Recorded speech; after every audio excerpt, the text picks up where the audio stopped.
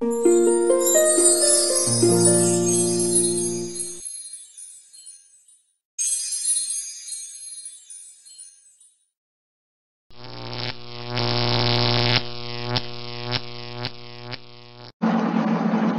semuanya, selamat datang di YouTube channel kami.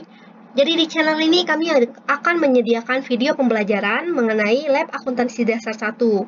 Jadi problem atau soal yang dibahas berasal dari modul di sebelah kiri, yaitu modul lab akuntansi dasar 1 yang disediakan oleh pihak Trisakti School of Management dan disusun oleh Ibu Chai Fung Jin beserta saya sendiri, Windy Tresia Sanubari. Sedangkan buku yang menjadi acuan kita adalah buku Financial Accounting edisi keempat seperti pada gambar di sebelah kanan. Semoga video ini dapat membantu teman-teman semua untuk memahami mengenai financial accounting atau akuntansi dasar ya. Oke, yuk kita langsung masuk ke dalam pembahasan aja. Yaitu accounting in action. Jadi di sini saya bakal jelasin konsepnya dulu dari buku Financial Accounting yang dikeluarkan oleh Wegan, Kimmel dan Keso edisi keempat. Yang pertama kita perlu tahu dulu apa sih akuntansi itu. Akuntansi merupakan suatu sistem informasi yang terdiri dari 3 aktivitas mendasar. Yang pertama identifikasi, kedua pencatatan, dan ketiga komunikasi. Pada tahap identifikasi kita melihat apa saja jenis transaksi yang terjadi. Kemudian kita juga melihat bagaimana bukti-bukti transaksi yang ada, misalkan nota, faktur, dan sebagainya. Kemudian di tahap pencatatan, kita akan mencatat transaksi yang akan berpengaruh terhadap laporan keuangan atau terhadap posisi keuangan perusahaan, seperti misalkan terhadap aset, terhadap liabilities, maupun terhadap equity. Jadi contohnya misalkan ada transaksinya itu merekrut karyawan, tetapi kita nggak mengeluarkan uang sama sekali, berarti transaksi tersebut tidak dicatat karena kita transaksinya cuma merekrut dan kita tidak mengeluarkan uang sama sekali gitu. Kecuali misalkan kita membayar gaji, nah itu harus dicatat karena ketika membayar gaji kita akan mengeluarkan uang tunai, begitu. Kemudian yang nomor 3, komunikasi. Di dalam tahap komunikasi, kita akan mengkomunikasikan informasi keuangan tersebut dalam bentuk laporan keuangan. Nah, laporan keuangan ini dapat digunakan oleh dua pihak. Yang pertama ada internal dan yang kedua ada eksternal. Pihak internal adalah pihak di dalam perusahaan, contohnya seperti manajer, karyawan, pemilik perusahaan, dan sebagainya. Sedangkan pihak eksternal merupakan pihak di luar perusahaan seperti investor, kreditor, masyarakat, pemerintah, dan sebagainya. Kemudian ada dua standar akuntansi internasional. Yang pertama itu ada IFRS dan yang kedua ada GAAP. IFRS atau International Financial Reporting Standards dikeluarkan oleh IASB atau International Accounting Standards Board. Sedangkan GAAP, Generally Accepted Accounting Principles, dikeluarkan oleh FASB atau Financial Accounting Standards Board. Di Indonesia sendiri yang kita anut adalah PSAK, yaitu Pernyataan Standar Akuntansi Keuangan. Dan PSAK sendiri dia menyesuaikan terhadap IFRS. Jadi dia tidak sepenuhnya mengadopsi IFRS, tetapi sebagian saja gitu. Kemudian ada prinsip pengukuran. Ada dua. Yang pertama ada historical cost principle atau prinsip biaya historis. Dan yang kedua ada fair value principle atau prinsip nilai wajar. Pada prinsip nilai historis, perusahaan akan mencatat aset sebesar harga perolehannya. Contoh, misalkan kita beli tanah seharga $500.000, maka harga perolehan tersebut akan kita catat sebagai cost tanahnya. Kemudian, dalam fair value principle, kita melaporkan aset dan kewajiban sebesar nilai wajar saat itu. Contohnya, harga saham itu kan berubah setiap harinya. Jadi, kita ketika mencatat nilai saham tersebut, misalkan kita ingin menjual saham yang kemarin kita beli, kita harus sesuaikan dengan nilai saham saat ini. Atau pada hari ini, misalkan kemarin kita belinya 5.000, terus hari ini harga sahamnya itu $10.000. Nah, berarti ketika kita menjual, kita harus melakukan penyesuaian terlebih dahulu. Kemudian ada prinsip persamaan dasar akuntansi. Jadi di dalam persamaan dasar akuntansi ini kita memegang dasar yaitu sistem pembukuan berpasangan atau double entry bookkeeping system, di mana nilai debitnya itu atau di sisi kiri harus sama dengan nilai kredit atau di sisi kanan. Contohnya, ketika kita membeli perlengkapan seharga Rp200.000 secara tunai, maka jurnal yang akan kita buat adalah supplies atau perlengkapan di sisi debit Rp200.000 dan cash di sisi kredit Rp200.000. Dalam hal ini, supplies dan cash merupakan kelompok akun aset. Nah, di mana aset tersebut kan bertambahnya di saldo normalnya di sebelah debit ya. Makanya di sini kalau kita beli perlengkapan kan kita dapat aset tambahan. Maka kita harus catatnya berarti aset kita nambah. Nah, nambahnya di mana? Saldo normal aset adalah di sebelah debit. Makanya kita catatnya supply satu perlengkapan di sebelah debit 200.000. Sebelah debit itu maksudnya di sebelah kiri ya, teman-teman. Kemudian untuk cash sendiri. Cash kan termasuk aset juga. Kalau misalkan kita belinya secara tunai, berarti uang kita berkurang. Nah, aset berkurangnya di sebelah kredit, makanya kita catat cashnya itu di sebelah kredit, Rp200.000. Kemudian rumus persamaan dasar akuntansi yang harus kalian ingat, yaitu aset sama dengan liabilities plus equity. Jadi nanti di problem yang akan kita bahas, kita akan lebih berfokus kepada persamaan dasar akuntansi untuk sesi 1 ini. Nah, kemudian ada pengelompokan akun. Nah, ini saya sudah mengelompokkan akunnya ke dalam 5 kelompok. Yang pertama ada kelompok aset, terus liabilities atau kewajiban, terus equity atau modal, revenue atau pendapatan, dan expense atau beban. Nah, setiap akun di sini, setiap kelompok akunnya itu punya saldo normalnya masing-masing. Saldo normal yaitu gimana kalian nyatetnya itu akan bertambah nilainya. Jadi contohnya misalkan kas itu bakal bertambah ketika dia dicatat di sisi debit atau sisi kredit. Nah, karena dia di bagian kelompok aset, maka dia akan bertambah jika saldo normalnya itu di debit. Liabilities memiliki saldo normal di kredit, equity dan revenue juga punya saldo normal di kredit, dan expense punya saldo normal di debit. Kemudian saya sudah membuat contoh sederhana ya, contoh yang biasanya keluar secara umum untuk masing-masing akun. Sebenarnya di sini untuk kelompok aset sendiri masih dikelompokkan ke dalam beberapa bentuk. Misalkan aset tersebut terdiri dari fixed asset, terus ada intangible asset, tangible asset dan sebagainya gitu kan. Nah, di sini saya cuma kasih contoh-contoh sederhana aja yang biasanya keluar gitu. Jadi di kelompok aset itu beberapa contohnya itu ada kas, piutang usaha, cadangan piutang tak tertagih, perlengkapan, peralatan, mesin, tanah, gedung, akumulasi penyusutan, dan sebagainya. Kemudian untuk kelompok kewajiban atau liability, itu ada hutang usaha, hutang bank atau bank loan, biasa bahasa Inggrisnya, terus pendapatan diterima di muka atau unearned revenue, hutang wesel, hutang beban atau accrued expense, dan sebagainya.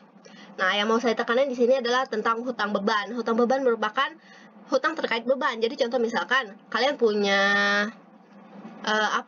misalkan kalian ingin membayar gaji misalkan, tetapi kalian nggak punya akun beban hutang gaji. Jadi kalian tuh cuma punya akunnya itu hutang beban. Jadi kalian boleh catatnya itu hutang beban gaji pada hutang beban ketika penjurnalan. Jadi hutang beban di sini adalah akun yang kita gunakan jika beban tersebut tidak memiliki akun utangnya sendiri, gitu. Kemudian equity. Equity merupakan modal yang dimiliki perusahaan. Contohnya modal dalam bentuk saham, yaitu share capital. Kemudian ada return earnings. Di sini return earnings, cara menghitungnya adalah revenue dikurangi expense dikurangi dividen. Jadi itu untuk menghitung return earnings. Kemudian ada dividen, yaitu yang kita bagikan kepada pemegang saham. Terus ada treasury shares dan sebagainya. Kemudian revenue, yaitu pendapatan yang diperoleh perusahaan dan sifatnya meningkatkan modal. Contohnya ada pendapatan jasa jika bergerak di bidang jasa, pendapatan penjualan jika bergerak dalam perusahaan dagang. Terus ada diskon penjualan dan retur penjualan juga kalau dia bergerak di perusahaan dagang. Kemudian yang terakhir, expense merupakan beban yang dikeluarkan terkait aset maupun jasa yang digunakan dalam rangka menghasilkan pendapatan. Contohnya ada beban gaji dan upah. beban penyusutan, beban utilitas, beban sewa, beban iklan, dan sebagainya. Nah, satu lagi yang harus saya jelasin dari sini adalah beberapa akun di sini yang saya tampilkan di depan ini ada yang fontnya berwarna merah. Nah, kenapa dia berwarna merah? Jadi, yang berwarna merah itu disebut sebagai contra account, yaitu akun dengan saldo normal yang berlawanan. Gimana sih maksudnya? Contohnya, di bagian aset ada akumulasi penyusutan, misalkan. Nah, akumulasi penyusutan ini tergantung, dia akumulasi penyusutannya itu untuk aset tetap yang seperti apa. Contoh misalkan untuk mesin, untuk kendaraan, untuk gedung, dan sebagainya. Nah, jadi sifat akumulasi penyusutan di sini itu mengurangi aset yang berkaitan tersebut. Contohnya misalkan gedung, terus ada akumulasi penyusutan. Ketika kita ingin mencari nilai buku gedung tersebut, akumulasi tersebut akan mengurangi nilai dari harga perolehan gedungnya. Jadi sifatnya mengurangi gitu. Nah, terus apalagi yang perlu diingat dari contra account? Yang perlu diingat adalah saldonya itu berlawanan. Jadi contohnya akumulasi penyusutan kan masuk ke dalam kelompok aset. Nah, aset itu normalnya bertambah di debit. Tetapi karena dia merupakan akun kontra, maka akumulasi penyusutan saldo normalnya berkebalikan dengan aset yang lain. Kan aset harusnya debit, tapi di sini dia merupakan akun kontra. Jadinya akumulasi penyusutan saldo normalnya ada di sebelah kredit. Begitu juga dengan dividen. Kalau modal itu kan bertambahnya ada di sebelah kredit atau di sisi kanan. Tetapi karena dividen sifatnya mengurangi modal atau return earnings kita, maka dividen itu ketika bertambah akan dicatat di sebelah debit. Pokoknya dia berkebalikan dengan saldo normal kelompok akunnya. Begitu. Kemudian ada financial statement atau laporan keuangan. Di sini saya menjelaskan 5 bentuk laporan keuangan yang terdapat di dalam buku Financial Accounting Weigand, Kimmel, dan Kieso edisi 4. Yang pertama ada income statements. Kalian bisa lihat sendiri ya di bukunya. Yaitu income statements merupakan laporan keuangan yang menjadikan pendapatan dan beban serta hasil laba atau rugi bersih perusahaan untuk periode waktu tertentu. Kemudian return earnings statement merupakan laporan keuangan yang merangkum perubahan nilai laba, ditahan atau return earnings untuk periode waktu tertentu. Jadi untuk periode waktu tertentu di sini maksudnya dia itu bisa bikin laporan keuangannya itu per bulan atau enggak per tahun atau enggak per semester dan sebagainya. Kemudian statement of financial position atau SOFP atau biasa disebut juga dengan balance sheet atau neraca merupakan laporan keuangan yang melaporkan nilai aset, liabilities, dan equity perusahaan pada tanggal yang spesifik. Tanggal spesifik ini contohnya, misalkan 31 Desember 2020 atau 31 Oktober 2020, kayak gitu. Untuk contoh bentuk laporan keuangannya, kalian bisa lihat di buku ya untuk ilustrasinya. Kemudian ada statement of cash flow, yaitu laporan keuangan yang merangkum informasi mengenai kas masuk atau penerimaan kas dan kas keluar atau pembayaran kas untuk periode waktu tertentu. Terus, yang terakhir ada comprehensive income statement, yaitu laporan keuangan yang menunjukkan item-item lain yang tidak termasuk dalam penentuan laba atau rugi bersih. Jadi, OCI di sini atau other comprehensive income di sini, dia itu belum masuk ke dalam laporan income statement yang tadi. Kan kalau di awal ini kan ada income statement kan. Nah, kalau yang comprehensive income statement ini, dia itu yang selain dari income statement tadi. Jadi dia disebutnya itu penghasilan komprehensif lain atau other comprehensive income. Disingkat OCI. Nah, di Indonesia sendiri karena menganutnya PSAK, laporan income statement itu biasanya digabungin. Jadi yang awal ini income statement itu digabung dengan comprehensive income statement gitu. Jadi dia langsung dilanjutin di dalam satu laporan keuangan. Kemudian ada satu laporan keuangan lain, yaitu notes to financial statement atau catatan atas laporan keuangan. Jadi yang lain-lain yang belum ada di laporan keuangan berikut ini itu bisa dimasukin ke dalam notes to financial statement begitu. Oke, jadi begitu untuk penjelasan konsep materi kita Selanjutnya, saya bakal jelasin juga gimana cara mengerjakan problem yang terdapat di dalam modul Lab Akuntansi Dasar 1.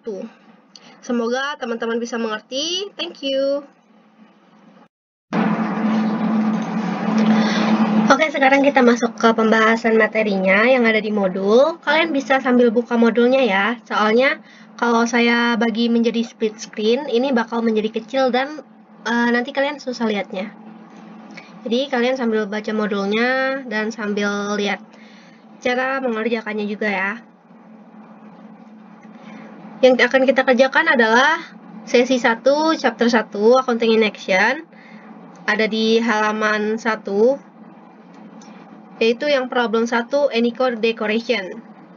Jadi di sini di soalnya dia akan meminta buat persamaan dasar akuntansi, terus buat laporan keuangannya juga, yaitu income statement, retained earnings statement, dan statement of financial position. Jadi karena ini banyak dan waktunya juga terbatas, saya meminta teman-teman untuk udah paham dulu ya konsep persamaan dasar akuntansi itu gimana. Jadi misalkan cash-nya nambah, di sisi manakah yang akan bertambah lagi, kayak gitu. Terus misalkan utangnya bertambah, terus di sisi mana lagi dia akan bertambah, kayak gitu ya.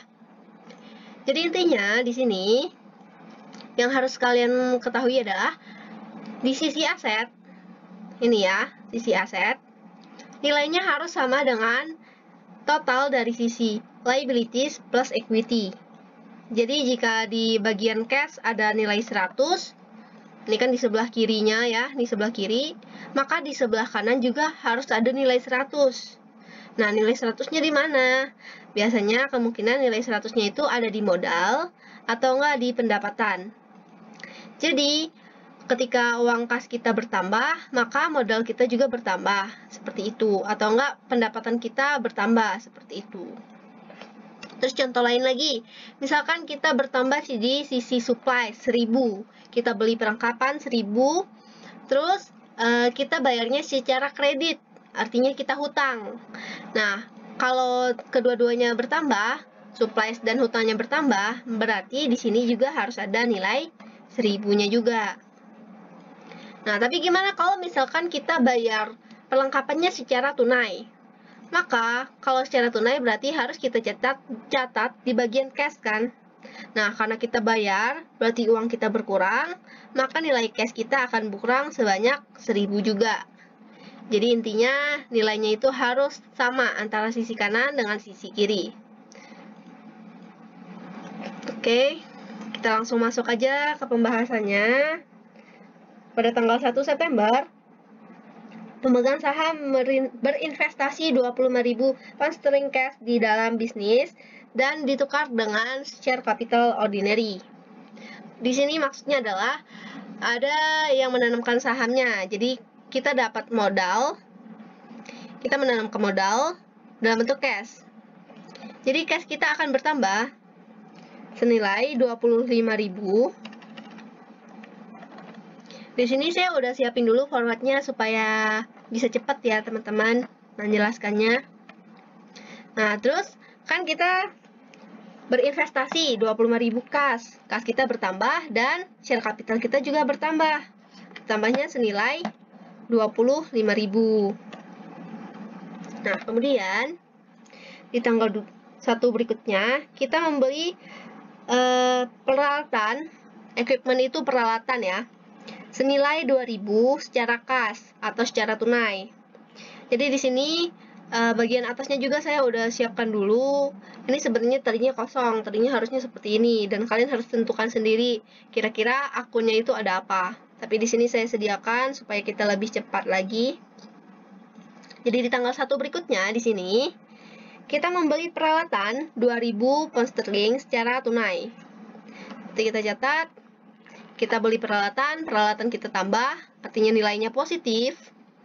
Terus kita bayar secara tunai, karena nilai uang kita berkurang, maka kita harus catat secara negatif, ya kan? Makanya di sini kita tulis minus 2.000. Kemudian tanggal 2 September membayar 1.000 pound sterling untuk beban sewa September, yaitu sewa kantor. Di tanggal 2 kita membayar sewa kantor senilai 1.000 pound sterling. Nah, karena kita membayar beban, artinya kita harus mencatat beban di sini. Ini adalah kelompok akun untuk beban. Jadi beban apapun itu yang terjadi, kalian catatnya di sebelah sini ya. Nah, karena kita membayar beban, berarti kan uang kita berkurang tuh kan. Berkurangnya senilai 1.000. Nah, ingat karena sisi debit, sisi sebelah aset dan sisi sebelah liabilities maupun equity harus sama. Jadi di sini nilai 1.000 pound sterling minus 1.000 pound sterling, maka harus sama di sebelah kanan juga minus 1.000 pound sterling. Oleh karena itu, kita catat di bagian expense minus 1.000. Ini juga berguna untuk menghitung retained earnings. Kan rumus menghitung return earnings kan revenue dikurang expense dikurang dividen. Makanya di sini nilai expense itu harus minus. Kemudian di tanggal 5 kita membeli laptop senilai 3.000 pound sterling dari Switch secara kredit. On account itu artinya secara kredit ya. Jadi maksudnya kita hutang, nggak bayar tunai. Jadi di sini kita lihat dulu, kita beli laptopnya ini tergolong apa? Tergolong perlengkapan atau peralatan. Cara mengelompokkannya adalah jika dia perlengkapan, maka umur ekonomisnya kurang dari 1 tahun. Sedangkan kalau peralatan kita bisa gunakan selama lebih dari 1 tahun. Itu salah satu ya kriterianya ya. Jadi di sini peralatan yaitu laptop senilai 3.000. Kita belinya secara kredit. Artinya kita hutang. Nah, hutang itu dicatat sebagai ini, accounts payable. Ini artinya hutang usaha. Maka hutang kita juga bertambah senilai 3.000. Pokoknya nanti ini kan harus ditotalin ya per akun ya. Misalkan akun kas 22.000 totalnya. Terus akun peralatan nilainya totalnya 5.000. Terus modal totalnya 25.000 dan beban totalnya minus 1.000. Terus kalau dijumlahin ini semua satu barisnya itu totalnya harus sama antara aset dengan nilai liabilities ditambah equity-nya, yaitu sama-sama 27.000 seperti itu. Oke, saya lanjut dulu. Berikutnya tanggal 8 September kita membeli bunga untuk sebagai dekorasi senilai 500 pound sterling secara tunai atau cash. Yang pertama, kalian catat aja dulu yang kalian mengerti. Kalau kita beli secara tunai, maka uang kita akan berkurang. Makanya di sini kita harus catat cash-nya minus. Minusnya berapa? 500 pound sterling. Nah, kemudian kita membeli bunga untuk dekorasi. Jadi ini cuma sebagai pajangan doang. Apakah dia termasuk piutang, apakah dia termasuk perlengkapan, atau dia termasuk peralatan? Nah, karena bunga di sini tidak mungkin tahan lebih dari 1 tahun ya. Oh ya, dia juga nggak kasih tahu sih itu bunganya bunga asli atau enggak ya. Tapi kita kelompokkan dia sebagai supplies. Jadi di sini dia akan menambah supplies kita atau perlengkapan kita senilai 500 pound sterling. Kemudian tanggal 9 terdapat beban iklan senilai 800 pound sterling secara kredit. Jadi ada beban iklan tapi kita belum bayar. Berarti kita harus catat bebannya. Ingat, di sebelah sini selalu minus, di sebelah sini juga. Lihat di bagian atasnya aja. Jadi bebannya itu kita harus kasih tanda minus dulu untuk mempermudah perhitungannya nanti. Kita ada beban iklannya itu 800. Lalu ini kita nggak bayar secara tunai. Jadi kita masih hutang beban. Nah, sebelumnya saya udah jelasin kalau hutang beban itu dicatatnya sebagai accrued expense. Kalau dia bebannya itu nggak ada akun spesifiknya. Misalkan advertising payable atau dan sebagainya gitulah. Jadi kita masukinnya ke accrued expense atau hutang beban.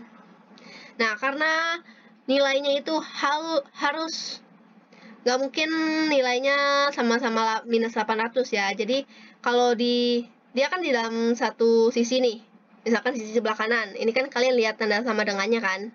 Ini untuk pembatas. Ini anggap aja ini sisi sebelah kanan dan ini sisi sebelah kredit gitu ya, kita anggapinnya ya. Nah, setiap satu sisi itu nilainya harus balance. Jadi nggak boleh misalkan di sebelah sini 500, di sini juga 500. Jadi harus ada salah satunya itu minus.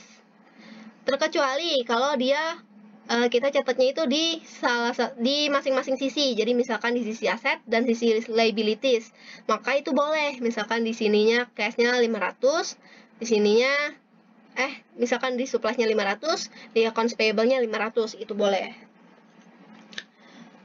Terus itu tadi karena kita ada hutang beban, kita catat 800. Ya, ini satu sisi harus balance ya. Jadi 800, satunya positif, satunya negatif. Jangan dua-duanya positif atau dua-duanya negatif, nanti nggak balance. Kemudian tanggal 9 berikutnya, kita menerima 2000 pound sterling cash dari pelanggan untuk jasa yang sudah kita berikan. Di sini kita dapat uang tunai senilai 2000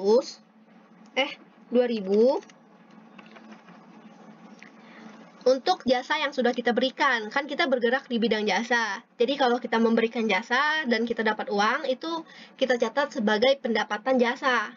Maka kita akan catat di kolom revenue senilai 2000 pound sterling.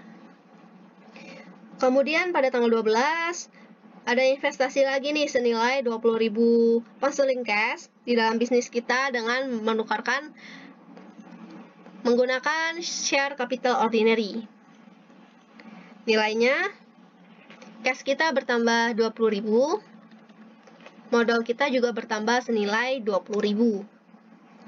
Kemudian tanggal 14 membeli perlengkapan lagi dari Simply Store senilai 200 pound sterling secara kredit atau on account. Di sini ingat, kalau kita beli perlengkapan, kita catatnya di kolom perlengkapan. Dan kita membelinya secara kredit atau hutang. Ini kolom hutang. Accounts payable itu artinya hutang usaha. Kita catat 200. Kemudian di tanggal 15 September, kita membayar switch untuk laptop yang dibeli pada tanggal 5 September. Tadi kita beli laptop di sini 3.000 kan, kita belinya itu hutang. Nah, sekarang kita mau melunasi hutang tersebut. Di sini kita catat, karena kita harus melunasi hutang yang 3.000, kita ilangin hutangnya dengan memberi tanda minus. Hutang kita habis tuh, ya. Kemudian, jangan lupa, kita kan bayar hutang. Artinya uang kita juga berkurang. Kita catatlah, berkurang juga senilai 3.000 tadi. Nah, kemudian, di tanggal 18, kita memberikan jasa senilai 1.200 kepada Ros secara kredit. Jadi kita memberikan jasa tetapi dia belum bayar. Maksudnya dia ngutang ke kita. Kita belum terima pembayarannya, tapi kita sudah memberikan jasanya. Maka dalam hal ini kita akan mencatatnya sebagai piutang usaha. Piutang usaha maksudnya adalah kita telah memberikan barang atau jasa, tetapi pelanggan tersebut belum membayarkan uangnya kepada kita, kayak gitu. Jadi kita catat dulu di sini 1.200. Dan karena jasanya sudah diberikan, maka kita bisa catat sebagai service revenue senilai 1.200 juga. Oke, terus tanggal 20 membayar beban iklan tertanggal 9 September. Utang beban iklan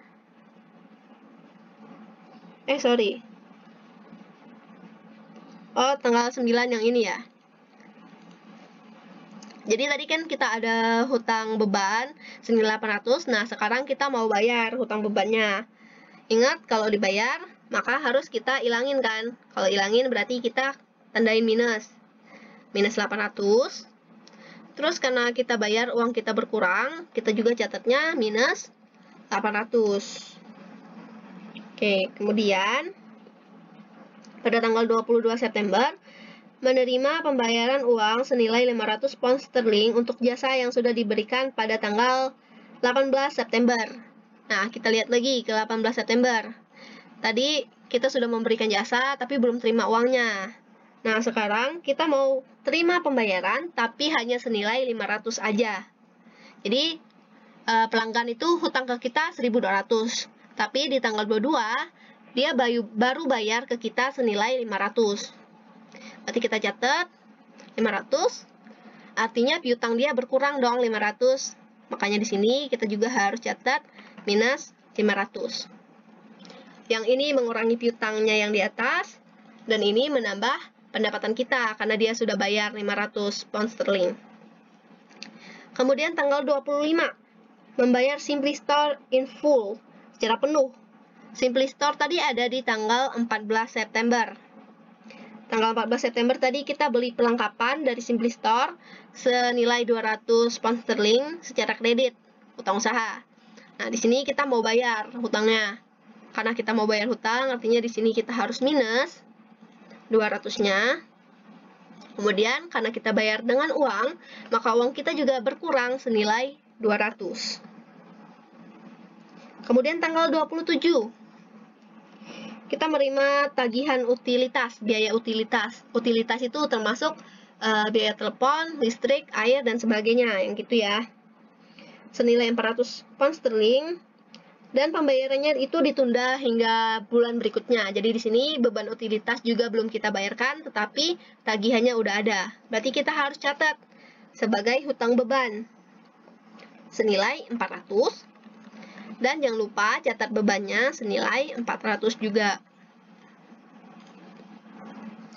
Kemudian di tanggal 28, kita mengumumkan dan membagikan dividen senilai 200 pound sterling kepada pemegang saham. Nah, di sini sudah ada kolom tersendiri untuk dividen, yaitu proporsi yang kita bagikan kepada pemegang saham ya. Jadi kita berbagi dividennya itu senilai 200. Nah, kemudian karena kita membagikan dividennya secara tunai, maka nilai kas kita juga harus berkurang senilai 200. Oke, sejauh ini nilainya masih balance ya. Artinya kemungkinan benar. Belum tentu benar tapi. Kemudian tanggal 30. Tanggal 30 membayar 1.200 pound sterling untuk biaya gaji dan upah. Jadi di sini kita membayar beban gaji dan beban upah karyawan senilai 1.200. Dan cash kita juga berkurang 1.200. Karena kita membayar, bukan hutang beban ya. Kemudian tanggal 30 lagi, menerima pembayaran dari Ross secara penuh. Tadi Ross itu ada di tanggal 18 nih. Dia punya piutang 1.200, terus di tanggal 22 dia lunasin 500, terus sekarang dia mau ngelunasin sisanya. Nah, sisanya berapa? Sisanya sama dengan 1.200 dikurang 500. Berarti sisanya adalah senilai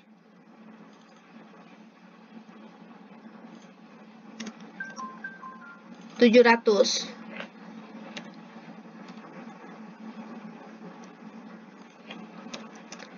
Oke, kayak gini ya. Tadi dia punya piutangnya 1.200, terus di sini dia udah lunasin 500, maka sisa piutangnya 700. Karena dia melunasi piutang, maka kita dapat uang senilai 700. Kemudian yang terakhir, kita memberikan jasa senilai 2.000 pound sterling kepada klien kita. Dalam hal ini, perusahaan menerima uang tunai senilai 1.200 pound sterling dan sisanya dicatat sebagai hutang. Jadi di sini kita udah memberikan jasa, berarti kita harus mencatat itu sebagai revenue ya kan, service revenue senilai 2.000. Nah, kemudian uang yang kita terima hanya senilai 1.200. Sisanya adalah piutang usaha.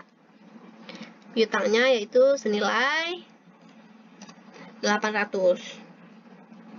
Oke, habis itu tinggal kalian jumlah-jumlahin bagian cashnya berapa, terus account receivable, supplies, equipment, terus totalin asetnya, dan seterusnya buat yang lain.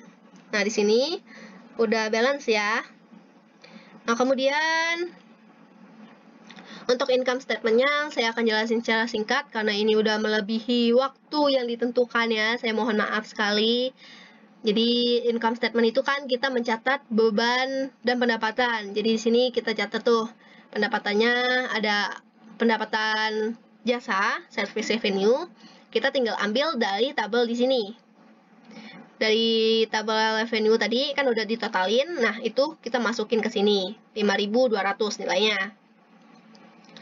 Kemudian untuk beban-bebannya, kalian tinggal lihat lagi. Di sini kan ada beberapa beban tadi. Nah, tinggal kalian pisah-pisahin aja. Ini punya beban apa, ini beban apa, dan seterusnya. Terus nanti hasilnya seperti ini. Kemudian kalian totalin bebannya. Bebannya itu ternyata ada 3.400. Oh iya, sorry, ini belum diganti mata uangnya ya.